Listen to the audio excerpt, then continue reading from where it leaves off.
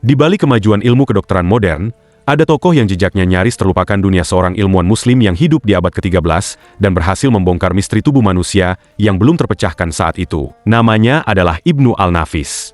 Seorang dokter, ahli filsafat, dan pemikir besar yang menulis ratusan kitab, dan menemukan sesuatu yang kelak mengguncang dunia medis, yakni sirkulasi darah. Nama lengkap Ibnu Al-Nafis adalah Al-Aldin Abu Al-Hasan Ali bin Abi Hazm Al-Karshi Al-Dimashqi. Dia lahir pada tahun 1213, di sebuah desa dekat Damaskus, Suriah. Sejak kecil, Ibnu Al-Nafis sudah menunjukkan kecintaannya pada ilmu pengetahuan. Ibnu Al-Nafis memulai pendidikannya dengan mempelajari Al-Quran, fikih, filsafat, dan sastra Arab. Tapi rasa penasarannya terhadap tubuh manusia membawanya mempelajari dunia kedokteran secara lebih serius.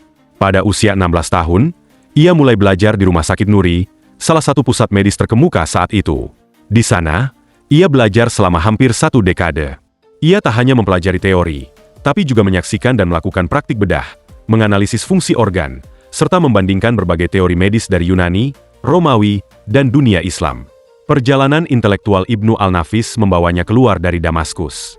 Pada tahun 1236, ia bersama beberapa ilmuwan lainnya dipanggil ke Mesir oleh Sultan Al-Kamil dari dinasti Ayyubiyah, sebuah kerajaan Islam yang saat itu menjadi pusat ilmu pengetahuan dan kekuasaan.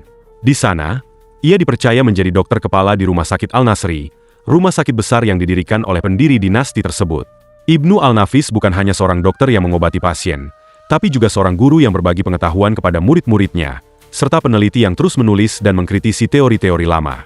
Bahkan Ibnu Al-Nafis dipercaya menjadi dokter pribadi Sultan Baibars dan beberapa tokoh penting lainnya dalam sejarah Islam. Salah satu pencapaian paling luar biasa Ibnu Al-Nafis adalah temuannya mengenai sistem peredaran darah. Pada masa itu, dunia kedokteran masih bergantung pada teori Galen, seorang dokter Yunani kuno, yang menyebut bahwa darah mengalir dari bilik kanan ke bilik kiri jantung melalui lubang kecil yang tak terlihat. Namun Ibnu Al-Nafis berpikir berbeda. Dengan kecermatan luar biasa dan pengamatan anatomi yang teliti, ia menyatakan bahwa darah dari bilik kanan jantung tidak langsung menuju bilik kiri. Sebaliknya, darah mengalir ke paru-paru melalui arteri pulmonalis untuk mengambil oksigen, lalu kembali ke serambi kiri jantung melalui vena pulmonalis. Pemikirannya ini dikenal sebagai teori sirkulasi paru, atau sirkulasi pulmonal, sebuah lompatan ilmiah yang belum pernah dicapai sebelumnya. Itulah sebabnya, dunia kini mengenalnya sebagai bapak fisiologi sirkulasi darah. Kisah Ibnu Al-Nafis mengingatkan kita bahwa ilmu pengetahuan adalah jembatan lintas generasi. Ia bukan hanya seorang dokter, bukan sekadar ilmuwan, tetapi penjaga nyala api keingintahuan yang menuntun dunia dari kegelapan menuju cahaya.